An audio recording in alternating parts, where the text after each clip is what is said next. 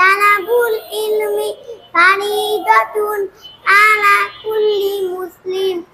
দিনী জ্ঞান তালাশ করা প্রত্যেক মুসলিমের উপর ফরজ।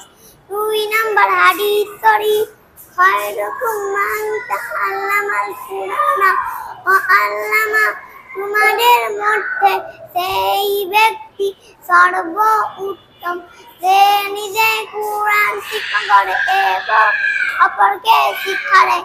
3 নম্বর হাদিস শরীফ, ইযা সাআলতা ফাসালিল্লাহ।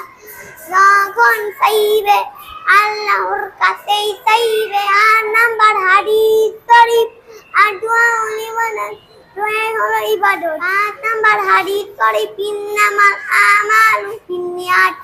নিশ্চয় কর্মের ফল নিয়ত অনুযায়ী হয়।